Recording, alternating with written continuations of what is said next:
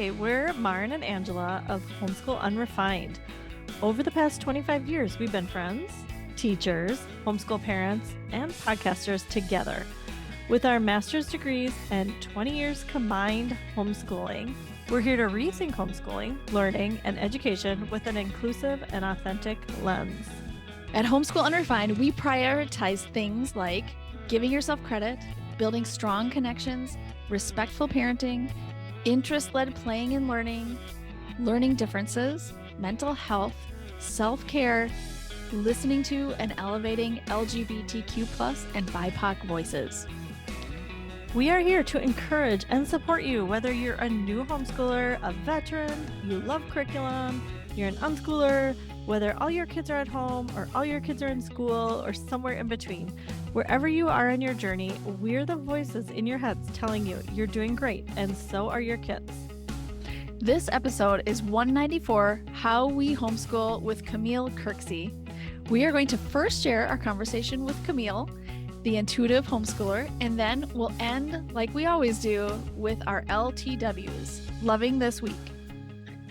All right, we wanted to let you guys know before we get started about our newsletter. We would love to have you sign up for it. If you don't already get it, it comes out every week on Fridays. It's packed with everything for the week and a little bit of inspiration for you. If you sign up for it, you get a free gift, which is our book list. This is our top 100 inclusive book list. We're so proud of this and so excited for it. So if you don't have it yet, you're going to want to get that. Yes, and it's a PDF with links. Yeah. Just click something. It's so great. We are starting something new this season where we are bringing you 3 new sponsors for the entire fall season. We were very intentional about who we chose for sponsors. We appreciate you taking the time to learn about them because we think they're really good companies. Also, they're giving discount codes, so you will definitely want to listen for those. We're so happy to work hard on this podcast, and we appreciate the financial support in making it happen. You've heard us rave about OutSchool in the past because they're one of our favorite ways to outsource your homeschool. We know that kids who love to learn don't just prepare for the future, they create it. That's why OutSchool has reimagined online learning to empower kids and teens to expand their creativity, wonder, and knowledge. Empathetic, passionate teachers encourage learners ages 3 to 18 to explore their interests, connect with diverse peers from around the world, and take an active role in leading their learning. OutSchool has created a world filled with endless possibilities for every schooling journey. Explore over 140,000 fun and flexible live online classes to find the right fit for your family. And join us as we set learning free. Sign up today at outschooler.me/homeschoolunrefined and get up to $20 off your first class when you enroll with code UNREFINED. We absolutely love teaching reading and writing in ways that are creative and fun, and that's why we are excited to introduce you to Night Zookeeper. Is your child a reluctant writer? Do they struggle with reading? If your answer to either of these questions is yes, then Night Zookeeper may just be what you're looking for. Night Zookeeper is an online learning program for children ages 6 to 12 years old that uses a gamified and creative approach to help keep kids engaged and focused on developing awesome reading and writing skills, all while having fun at the same time. Some of the features we love include the educational games, the personalized feedback on writing from real tutors, and the super safe community pages where children can work with each other and learn together. If Night Zookeeper sounds like the perfect learning program for your child, you can try it for free by clicking on the link in our show notes. When you register, you'll get a 7-day risk-free trial, as well as a huge 50% off an annual subscription. That's a great deal if you ask me. We know how hard it is to find curricula that's a good fit for you and your kids. Blossom and Root is a nature-focused, secular homeschool curriculum focusing on creativity, science, nature, literature, and the arts. Blossom and Root has been gently encouraging and supporting homeschooling families around the globe since 2016. Blossom and Root currently offers curricula for pre-K through 5th grade, with new levels being added in the future. Additionally, a 3-volume inclusive U.S. history curriculum told from a variety of viewpoints is currently in development. As of August 2022, Volume 1 is available for purchase, and Volume 2 is available on pre-sale. All profits from this history curriculum, A River of Voices, will be used to support storytellers and artists from historically excluded communities. You can find samples, scope, and sequences, and information about each of their levels online at blossomandroot.com. You can also find them at Instagram at blossomandroot. Blossom and Root has created a special discount for our listeners. Use the code HSUnrefined15 at checkout for 15% off your purchase. All right. Hi, Marin. Hello. So happy to be here today. So happy. Yeah, today we have Camille Kirksey with us. And if you don't already know her, you might know her from her Instagram reels. That's where we found her first. Camille Kirksey strives wholeheartedly to be honest and transparent about the transformative experience homeschooling offers, shifting the narrative of what home education can be. Since beginning to homeschool in 2013, she has helped thousands of homeschool parents by simplifying the how to homeschool learning process, making it easier, quicker, and less intimidating for newcomers through veterans alike. Camille is an author and homeschool mindset coach that recently launched her first masterclass for new homeschool parents, Empowered Beginnings, under her upcoming online coaching program for parents, Homeschool U Academy, which launches in 2023. And here's our conversation with Camille. Welcome, Camille. Thanks for being here. Hi, Angela. So nice to be here. Finally meeting. I know. Kind of in person. Kind of in On the person. internet. Yeah, this is fun. Yeah. So, yeah, I first discovered you doing reels. And if you're not following the Intuitive Homeschooler and doing on reels on Instagram, you're missing out. So, so thank you for bringing that joy into my life. First, tell us a little bit about yourself, your job, your family, things like that. So I'm Camille. I have 3 kids, teen all the way to 7. Okay. We've been homeschooling since 2013. So this is year 9 for us. As you said, I do reels. That is my happy place. I take all the crazy things that go on in my head and give it to the people. People seem to like it. Yeah. And that's just about being relatable. One of the things I really like to do is highlight things that I think we're all thinking and do it in a funny way. So that's something I really enjoy. What else? So I'm a homeschool mom. I run a business, a digital media business where we create content. I released a book in 2020 for new homeschoolers called Coming Home, and that has turned into a new masterclass, and next year, 2023, a digital academy for homeschool parents where we can go and learn some things. The kids get to have a lot of fun online, but we need to do that too. So that's awesome. Yeah, that's awesome. I have to ask you about your reels because you have a talent for finding audio. Like you find a piece of audio that you think wouldn't relate, and then you make it relatable. And I'm wondering, like, does this just come to you? Like, are you just like, oh, I know what to do with that? Yeah, they find me. It's just, especially on Instagram. I know it's different on TikTok. Instagram, you can't really find the audio anyway, so you kind of come across it. But it just happens in my head. If it's funny and I can make it work, then I do it. That's awesome. That's awesome. And you know what? You're also like not afraid to say the thing that other people might be afraid to say. So I appreciate that. Oh, of course. It's my pleasure. That's been a gift and a curse my entire life, even as a kid. So, and my mother can attest to that. She's told me many stories of her like looking like, is my child about to get in trouble with some other people? Let me make sure she's okay. She speaks her mind. So it's definitely a gift. It's a gift. Yeah. Okay. I accept that. Yeah. So how did you get started homeschooling, and like what made you decide to do that? So it was a real kind of random thing. I found myself on Facebook at like 2 a.m, as one does back in the day. And I saw a Black woman from, I think she was from Seattle. She was from, Colorado, Denver. Okay. And she had like 7 kids and they were homeschooling. And that was the first introduction I ever Mhm. had. I had never heard of it until then. And this was 2013. Wow. And my Okay. oldest was 4, and he was in school like a pre-K, and it was Yeah. fine. We didn't have any problems. I didn't, homeschool as a reaction to him being in school.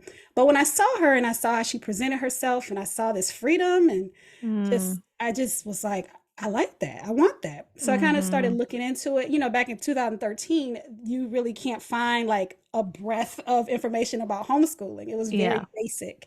A Yeah. lot of YouTube wasn't happening yet. Definitely Yeah. not podcasts.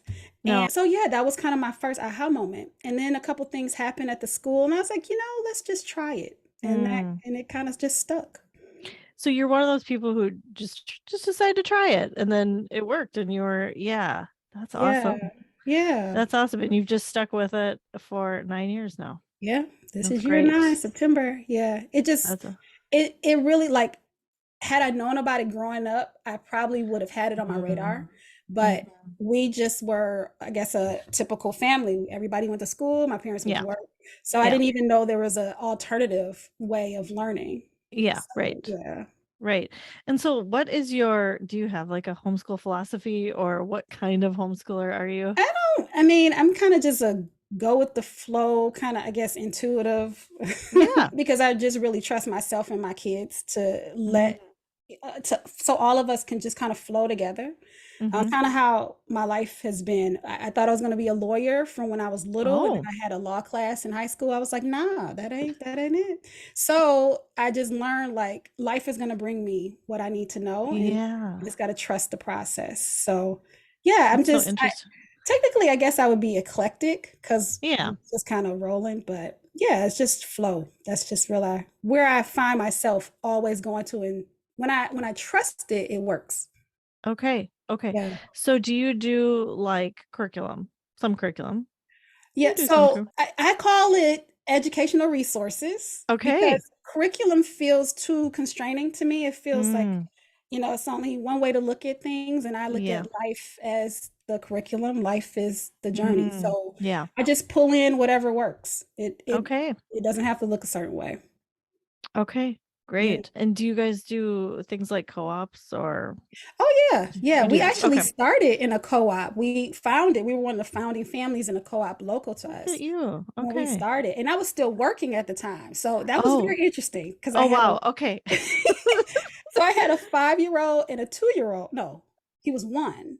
And I was Okay. working from home so I could like work anywhere. So we Okay. were at the co-op and it was beautiful. We loved it. That really worked for a few years. Okay. But since then we've done homeschool groups. Like my kids are at a homeschool group now, like a drop-off homeschool group. Okay. Yeah, we do like homeschool nature class. We get out and do a lot Yeah. of homeschool type stuff. Yeah. Yeah. Okay.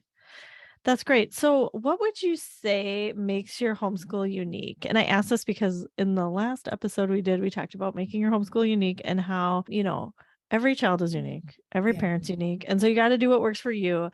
So, what do you think makes you all unique in the way that you homeschool? Well, I think I really trust myself and I trust my Mm, kids.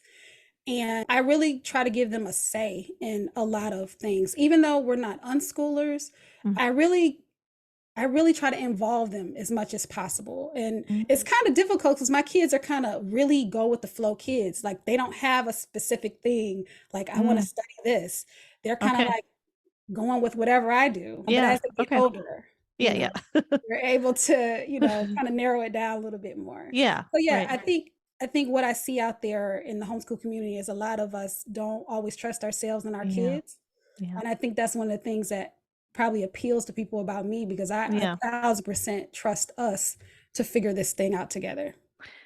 That is so important and such an advantage that you have because you're right. Like a lot of people, and in myself included at the beginning, were like unsure or not self-confident in what you were Mhm. doing, or, because you're already like doing something different. You're already like people Yeah. probably think you're weird or like, Mhm. what's that family doing or whatever. And so that can be hard to be really confident in yourself and trust you and your kids and that you know what you're doing. And Yeah. so I really think that's an advantage. Is that something that's like kind of just the way you are? It's kind of like in you, born in you, or is that like come with practice? Oh, it's absolutely practice as far as homeschooling goes. Me personally, I am just a very, I do what I, and my mother can say, I do what I want. I've been like that for a long time. If it's something that Mhm. I want to do, I'm going to do. But when it Yeah. came to homeschooling, I absolutely didn't start out confident. I started out Mm. very excited and curious, but clueless, Mhm. completely clueless. Mhm. Mhm. And so I, over the years, I haven't, one thing about me, I'm not afraid to try things. I don't, Mm. because I never think I fail at anything. I just learn, okay, well, that didn't work, or Right. part of it worked, or Mhm. so yeah, it took me 5 years. I always tell people it takes between 3 and 5 years to really, really get it, like really live it and That's understand interesting. it. That Mhm. 3 year mark for sure. But for me, it Mhm. was because I burned out and I wanted to quit. We were looking for Oh, school. did you? Yeah, Okay. absolutely. Yeah. But after that, I was like, you know what? We're just going to settle it in. And I didn't give myself an out. I Mm. said, we're going to with this thing. We're not going to go year by year. We're going to go with this Mhm. thing. Mm. And yeah, so after a while, it just kind of stuck because it was like, Yeah. well, I can't not do it. So we're going to do it. Yeah. Yeah. Okay. Okay. So what did you learn in that time? Like what kinds of things were you maybe thinking or doing at the beginning that decided or you realized like this isn't working. I need to fix it and do it a different way. What changed for you? Well, I jumped in like a lot of us do with, buying curricula up Yeah. front, not understanding like my rhythm, not even knowing about Mm. rhythm. I Mhm. did what schools do, what I went Mm. through, most of us go through. Mm. And a lot of that can be helpful at first for transitioning Mm. because it gives you some sense of normalcy, like you are Right. familiar with that. Yeah. But over time, and I know we talk about your like finding your kids like their learning styles and after a long time into that I was like that's just not real. That's just it's just not a Oh, thing. okay. It's something that feels good, but in real life we don't only have one learning style. We learn Mm. things a Yeah. multiplicity of ways. So Yeah. Yeah. I just jumped into the traditional way of homeschooling, and I Mhm. just found that it didn't feel good. Maybe Mhm. it checked off the boxes, but it didn't Mhm. feel right. And yes, I tried everything. I tried Waldorf. I tried Mm. unschooling. I went down. I did it all because I didn't know what Yeah. else to do. Yeah. That makes sense. Yeah, so it's probably nothing I haven't done at this point that just gave me the confidence to like, okay, well, those didn't work. It has to be something else. And once I Mhm. started listening to myself and learning my kids, because it's Mhm. also hard when your kids are little because Yeah. they can't really direct you in a way. Some kids can, but my kids were very open. So it was kind of left up to me. And that's hard too, because I don't know. Yeah. That is such a good point that I hadn't thought of until now that when some people start when their kids are younger. A lot of people do. And Yeah, then so you think you've figured it out or you think you've got this or whatever and then your kids get older and you're like, "Oh, now my child is showing me who they are and what they need and things need to change a little bit." absolutely. It's Yeah. really difficult to know. I mean, and I think that's why a lot of kids end up going to school when they get older because things change. They need different things Yeah. and you just have to try to meet them where they are. But it's hard to do when they're little because you're the leader at that point, Yeah. and it's Yeah. hard to, let them lead unless they're very strong. Some kids are very, very particular and they know Mhm. what they want, Yeah. but a lot of them don't. So you're kind of left Yeah. like, I don't Yeah. know. Yeah. Yeah. So what are some of your favorite resources? Do you have like one or two that you love to use?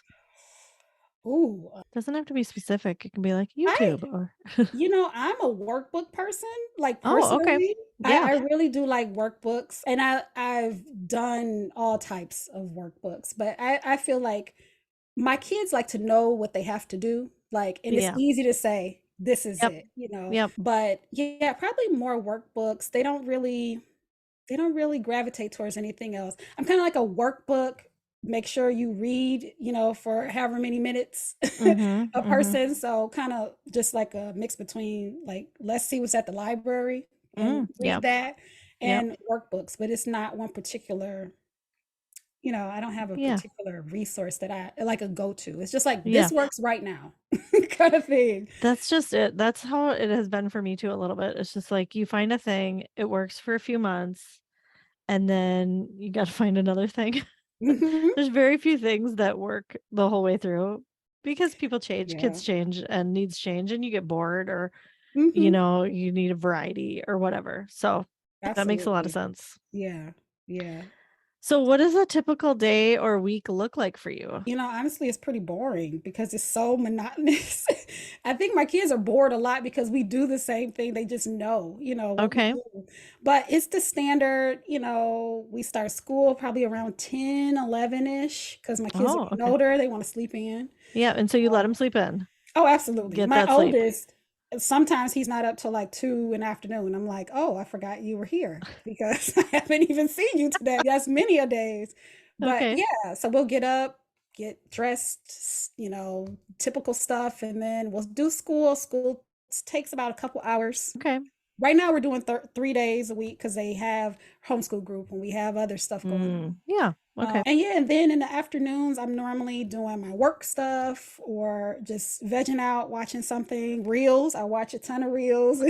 I guess that's my research Oh yeah, time. for sure. It's for research. Yeah. Yeah. And so our weeks are they're pretty, like I said, they're monotonous. They're the same thing. We may meet up with friends, if we can Hmm. do that, or a field trip, or, definitely the library. Yeah. But we're just really go with the flow, like whatever. I try to have, pay attention to the schedule, but I'm not a slave to the schedule. I'm kind of Yeah. like, we'll go with the flow kind of thing. That's Yeah. nice. That's Hmm. nice.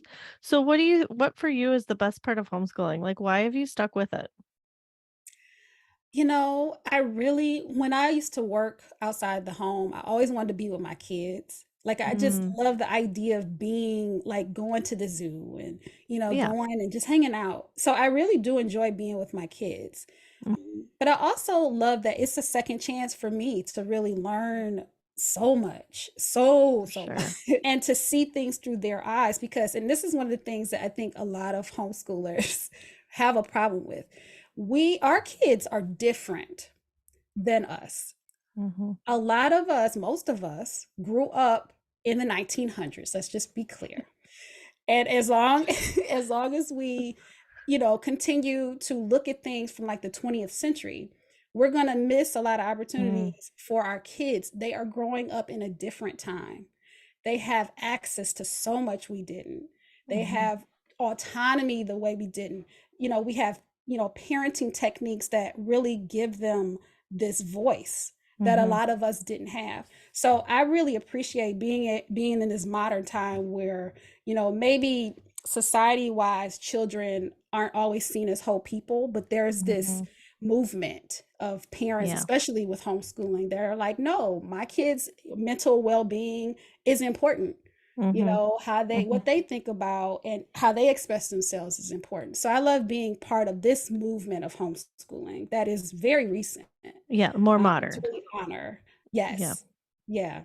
So yeah, that's probably my favorite part. Yeah. That's awesome. I love that. That resonates with me so much. I agree with you. I think there is a movement to, a lot of people look back with nostalgia, but especially among homeschoolers, that can be the case. But I agree that there's so many positive things about the time that we're living in. I know there's a lot of scary things too, but a lot of it is positive, and if we embrace it and realize, like you said, our kids are growing up in a totally different world. This is amazing for them. It really It's is. amazing.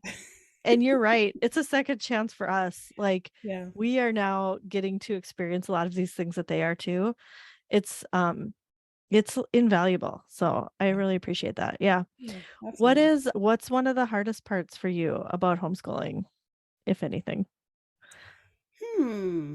What's hard about it? I guess just personally, because I guess I'm like a public figure or whatever, just seeing people struggle with the things Mm, that I just know they don't have to struggle with, but they don't know it yet. yeah. And I think that's probably the most difficult, like seeing how the community is changing, but it's not always inclusive and as Mm-hmm. diverse and Mm-hmm. supportive as I want it to be. And so obviously that's what I try to do, to Yeah. provide that. But I think that's the hardest, seeing people, you know, in spaces where they feel defeated or they can't do it, and I'm just like, come here, like no, it doesn't Yeah, have it to be doesn't have that to be way. that hard. It doesn't have to Yeah, be that hard. yeah, Yeah, and it is really hard to know that when you're first starting out, or you're right, if you're in a space, or, I think a lot of times you're looking around and wanting to do things the way other people do it because you yeah, don't know. And right, so that can be hard to know, like there is a different way and it can be easier, it can be more relaxed.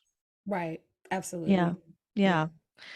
So it sounds like where you live, I don't know, you didn't say where you live, but it sounds like where you live, you have a good a homeschool community that you feel, is good for your family. And that's amazing. Yeah. Yeah, we Yeah, do. We have access to, I mean, it's way more homeschoolers than I thought. Like when we really. first were part of the co-op, we're not with them now, but it was it was so many families from so many different spaces. And I was very surprised. I just didn't realize how many were like within 5 minutes of me. It was ridiculous. Wow. But yeah, we're kind of like adjacent to the homeschool community. I haven't really found like a group of people. I have like a maybe a couple people, Yeah. but online it's like amazing. Yeah. But yeah, in person it's kind of like we've never been able to find our people, like Mm. a group. It's here and there, but not Yeah, consistent. like you kind of have your fingers in different places, but it's not, you Yeah, don't feel like, and I think that's okay too. I want people to know, like, there isn't always going to be a perfect community for your right, family. There probably isn't. right. If you have that, count yourself lucky, because Yeah, that's that's amazing. amazing. Yeah. Yeah, But more like, for me at least, it was cobbling together a lot of just different things, and some yeah. some non-homeschool things too, like after school or evening type activities too, was Hmm. where we met like kids who went to traditional school Yeah, yeah. too. So I it think was that's more, more common than not, though. I mean, you think? that's the Yeah. thing. Yeah, with Hmm. there's so many reasons why it's kind of disjointed that way, but Hmm. I think that's more common than having like this group, Yeah. you know, Mm. especially like for me, we're a secular family and we don't Yeah. have like a set, like a church group or, Yeah. that's way but I think that's less common that in the Yeah. homeschool community to really have that set group that you could just come into and you feel comfortable, you feel like you belong. Hmm. Hmm. I can get along with a lot of folks, but I have yet to find somewhere I Yeah. feel like I belong in person. And Hmm. that's a struggle. But, like you said, it is what it is. And that's okay. Yeah. Yeah. Yeah. Yeah. I think that's definitely a way the homeschool community could grow, Hmm. is being more inclusive. And we talk about that a lot, but it is hard to feel like you don't fit for whatever reason, Yeah. and or feel like you're excluded for whatever reason in a group, or just to see, at least for me, it was hard to see like a lot of other groups getting together and then feeling like you don't really belong with that group. Then you're Mm. like, you feel like you miss out, Right. and you Yeah. Especially long with for the something. kids, Hmm. it's okay if like I'm the one that doesn't feel like Yeah. I fit. I'm okay with that. But for the Hmm. kids, it is difficult to see that because Yeah. like if you don't have like we don't have kids in the neighborhood and we don't, Mm. so it is like it's very intentional that I have to get out there and do it. Yep. Yep. Yeah, it can be challenging for sure. Can be challenging. Yep. So just for fun, because I'm Mhm. curious, and we talk about this a lot too. What kinds of things are you into right now? Like maybe you're reading, maybe you're watching something, maybe it's music you're listening to. I'm just curious if you want to share anything fun that you're into. I mean, reels, that's probably like the most fun I have in a day and Yeah. just, engaging with people online. Yep. I am doing a cohort right now with moms, new homeschool moms, and it's every Okay. week. And I love doing that. Like, I just love getting Mm. to know people and helping them be their best selves. Yeah. So that's kind of how I spend my days for the most part. And all of it's fun to me, like Yeah. all of it. Yeah. I love how you're normalizing that, because I think people can feel, especially homeschool parents or just parents in general, can feel guilty Mm, about the time that they're spending online, or mm. especially like Oh, watching reels or whatever. oh no. Don't do that. That's like, I remember being a little kid, like, I'm not going to be these like stuffy adults that don't laugh and, aren't Mm, silly. Like, that's my state of mind. I yeah. find funny things in just probably the craziest places. And yeah, Hmm. like, yeah, don't do that. Like, do something. And I think a lot of people, a lot of women, moms Yeah. feel like, self-care has to be this like bubble Mm, bath or spa. yeah. No, my laughing at these reels that Laughing. does that for me. That's fun for me. Laughing. Yes. Are Yeah. you on TikTok too? I haven't I seen am you. not. Okay. No, I couldn't do both. Really? It'd be Yeah, easy. You just like put it over there too. You just like, no, I actually it's not know. that easy. It's because we're doing both too. And Okay. you have to, yeah, it's not as easy to do Yeah. both. Like you can't just copy paste. If you Yeah, could, that would no. be, yeah. Yeah, I tried that a little bit because my one of my friends like, you have to get on TikTok. Even my cousin, you have to get on TikTok. And I was like, no. I Okay. tried it, but it's like I feel better. I feel more at home on Instagram. Yeah, right. Yeah. I get it. Yeah. Yeah. Okay, so I am curious too. Something that we always talk about is our things that we don't do. So, like a lot of other people do things that we sometimes think we should do. Mm. But, like for example, like when my kids were little, I didn't do their laundry. They did their laundry. Or, I don't garden. Okay. I love other people gardening or like, I think that's amazing if that's your hobby and you like doing that. I'm not going to do that. Yeah. So just embracing the things that you don't do because then Mhm. you're making room for the things that you really enjoy doing. So what's something that you don't do?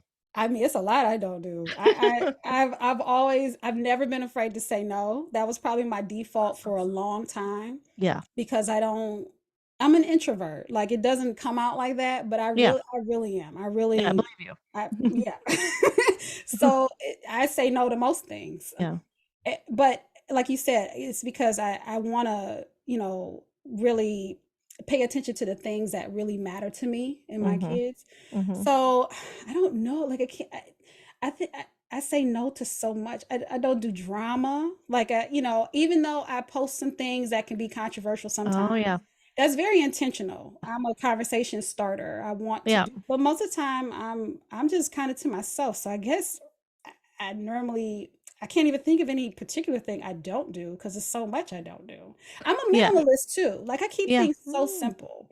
Like Yeah. I will say for homeschooling, I don't have a bunch of stuff. I don't find joy in keeping curricula that doesn't work or just because I paid for something I'm gonna I'll give stuff away before I sell it. So I guess Yeah. that's something I absolutely don't do. I don't hoard things just in case. Even I know you mentioned like earlier where the curriculum is boring and you kind of move on. And Yeah. I'm like, I don't put it on the shelf. Most times I kind of give it away because You get I rid of don't, it right away. yeah, because Yeah. I'm like, I'm not going to save it. And some stuff, Smart. very Yeah. little. Yeah. But yeah, I kind of keep stuff real streamlined and moving. That's Yeah. just, You're not attached to I am not attached. something. No, no. Yeah. I'm not That's attached to a good. lot of things. I'm not even attached to the outcome of this homeschool journey. I'm not Oh, attached say to more it. about that. Yeah, I don't, and that's one of the things I went through a period of time where I was just binging so many like I guess self-improvement type books and Mm. just this really I just that's where I think my intuition really, really solidified for me, where I was like, I cannot be attached to the outcome of what happens. All I can do is do my best today, Mhm. and whatever happens going forward is out of my control. So Mhm. when it comes to homeschooling, I'm like, I'm going to show up as much as possible and support my kids as much as I can. But what they do with that, that's on them.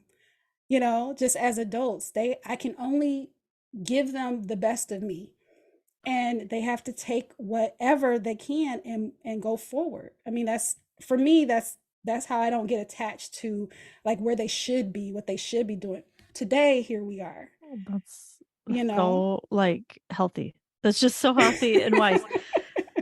And I think most people are not there. And Oh most no. people put a lot of pressure on themselves to do it right Yes. because their kids' future depends on it or whatever. Mhm. But Yeah. if your kids were in school, It would be the same. It would be like, yeah, I mean, this is what we're doing, but I don't know what the outcomes will be.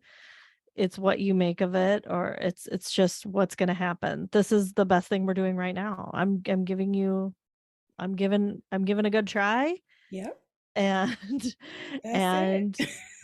that's all I can do. Yeah. That's You all know I can. what? I don't create a separation between myself and my kids. Like, okay, adults do it this way and Mm, kids do it this way because I don't know what I'm doing on a daily basis. Like mm-hmm. this podcast, we can only plan so much. Yeah. Whatever's gonna happen is gonna happen. So Yeah. as adults, we practice this all the time. This Yeah. jumping into situations, new jobs, relationships, all types of stuff. Mm-hmm. So I don't know why that would be any different for the kids. We don't know what's gonna happen with us. As much Mm-hmm. as we plan, I went to college. I'm not doing any of the stuff that I thought I was gonna be doing. Like you have, but Yeah. that's the fun of it. Like that's where we talk Mm, about lifelong learning and being curious for our kids, but at some point it kind of doesn't apply to us. mm-hmm. Yeah, it applies to us. So that's Mm-hmm. kind of what I like to do. I like to not know what's coming. I'm okay with that because I'm like, I've been okay in the past. I'll be okay in the future. It's all good. It's That's hard to such a get great there though. it's such a great attitude. It's such a great attitude. It's like it's ideal for homeschooling too, to just not put that pressure on yourself. What happens will happen. We love Yeah. learning. We're just going to keep trying, keep experiencing things, and Yeah. this is life. Yep. Life is the curricula. You just keep moving and That's shifting and amazing. pivoting. Yeah. Yeah. I love Mhm. that. Yeah. Yeah. Well, thank you so much for being with us Of today. course. I'm I'm so so glad to glad be that we got here. to talk finally, and I wanted our audience to hear from you. And so, will you tell our listeners where they can find you and what kinds of things you really want them to know about that you're doing? Okay, so aforementioned Instagram, I'm on there, the Intuitive Homeschooler. Mm-hmm. My blog website is theintuitivehomeschooler.com. Okay. So all my places are on Yeah. there. I also have the new academy we're kind of soft starting. Yeah. And that is Homeschool U Academy, and that's just homeschoolu.academy. And So, like it's, the letter U or yes, the YOU? letter U. I'm sorry. Thank you. Homeschool U Yeah. dot academy. Academy. Yes. Okay. And so that's coming out early 2023. It's really an online coaching type of Okay. thing, but it's going to be interesting. Yeah. So yeah, they can just follow me there. Instagram Yeah. for sure. All my Yep. fun reels. Yep. Gotta check those out. Yeah, absolutely. All right. Well, we loved having you. Thank you for being here. Thank you so much for having me. Bye. Bye-bye. Let's move on to our Loving This Week, love LTWs. Angela, Yes. do you want to get started? What do you love this week? Sure. So I'm loving something that somebody in our Instagram comments mentioned, and I got it. And now I'm wondering if you have already mentioned it to me. So you'll have to tell me. Okay. You'll have to tell me. Okay. But I did a reel where I talked about our whiteboard as being like one of our favorite things in our house, right? And the thing that I put all of our it just basically organizes our family, and it sits in our living room like a big piece of artwork, right? Yeah, It takes the exactly. place of an piece of artwork. And that's okay, right? And then somebody in the comments, maybe one of you listening, said, "Do you have the stickers for your fridge?" And I didn't, and then I looked them up. Oh, yes. You have those? The sticker whiteboards, Yeah. yeah. It's a big piece. It's Oh, not no, like a I don't have the Post-it big one. You don't have a big one. Okay. So I got these from Amazon. It is called MC Squares. Love it. 11 they're 11 by 11. Okay. And they are not stickers, actually. So they cling to your stainless steel appliances. It That's just so clings. nice. Yeah. Yeah. So you can remove it. Does not have a sticky back. I don't know how it clings. It's magic. It's science. Doesn't matter. If it works, just go with it. Right. So I got two because we have a fridge that's side by side or whatever. Right, So there's two right. sides, right? Mhm. So I got two, one for each side. 11 by 11 is perfect size. It takes up almost the whole space. Yeah. And one says is for everybody to write whatever groceries they want me to get. Great. And then the other is for what we're having for dinner. Oh, I love that. It's a Yeah. great idea. and everybody's using it. They're all using it to write their requested items, and I love it so much. That is so nice. Because right what there. happened before? What happened before you had the list? Somebody's like, "Mom, can you add this to the list?" And you'd be like, I'm getting groceries. I'd text everybody. I'm getting groceries. Does anybody want anything? And maybe one person would text me back a long list. Right. And the other people would be like, "Oh no, I missed it. Did you already order?" And so this is this is just always there. That's so great. A dry erase marker always there, and they can just use it. So yeah, and that's when it's on their mind, when they're at the fridge. Right. And it's like, I always kind of I wanted a dry erase for our fridge, but because we have stainless steel, you can't get a magnet, right? You can't get a magnetic one. Exactly. Yeah. So it was just oh, our fridge is plain, which is fine. It looks nice and clean. But this, because the fridge is just it's in the main, it's the main attraction in the kitchen, right? Definitely. So this is prime real estate, is what I'm saying. Yeah, it is. It totally is. That's awesome. Yeah. So I love it. I love this idea. What I had was, I do have magnetic white, little square white boards, basically, and they go on the side of our fridge. Oh, yeah. We have this 3-inch space on the side of our fridge. I remember now. Yeah, our fridge goes into this. Yeah. It's a built-in, right? And so we have 3 inches. And so I got these 3-inch squares, and on each square I put, I have one for every day of the week. And so I just write down what we're going to have each day for dinner. Gotcha. Okay. Yeah, which I love too. I love it. Now I remember you telling me about that. And I remember looking at it, and I don't have 3 inches. Ours is also built in. Yeah. There's nothing sticking out. There's nothing sticking out. Yeah.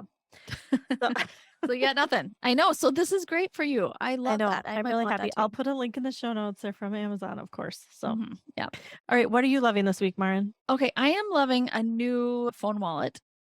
Oh. And yeah, I'm loving it because it's magnetic. And I know this is probably not earth-shattering to anyone. You've probably had It actually is to me. Yeah. Well, I think many people have had phones that have the magnetic phone and phone case thing, the MagSafe, for a long time. I just got one of these, a phone case that is MagSafe, and it's so nice because then I can just, magnetically hook my wallet right to the back. And I love it. I love it. It looks stylish. It's called the Hive. I think it's called Hive. Yes, Hive. Anyway, that's the brand name.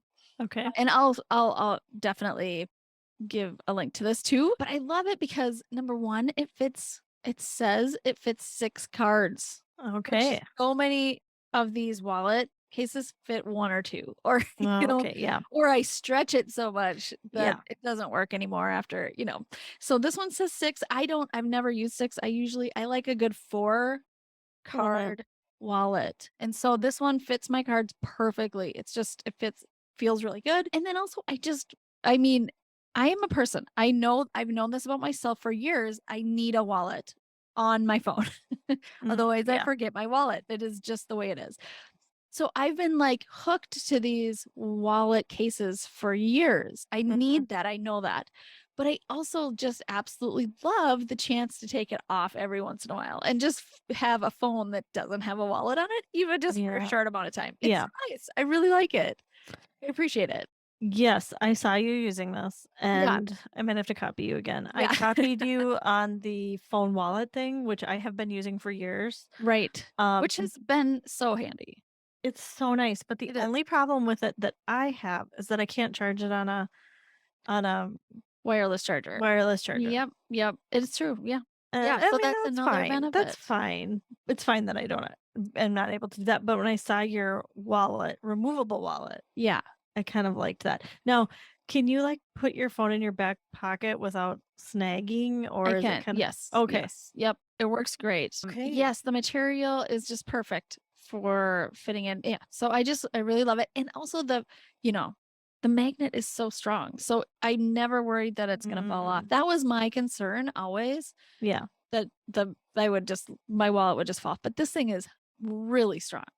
That's nice. Because I think technology just keeps getting better, obviously. Because I think when I considered this option a few years ago, they were sticker wallets.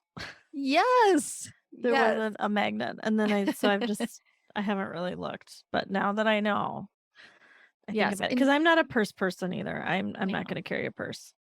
You just have to be careful and you do need a phone case that is MagSafe. It says MagSafe. Oh, really? Case. Yeah, because that allows the magnetism to work. So yes, you do need that. Okay. You're gonna want that. But there's a lot of them. Lots of choices. There's so many. Okay. Yep. I love it. Yeah. A big thank you to our 3 sponsors, OutSchool, Night Zookeeper, and Blossom and Root. Be sure to check out their links in our show notes. This podcast is created and hosted by Angela Sizer and Maren Gorse. We are listener supported.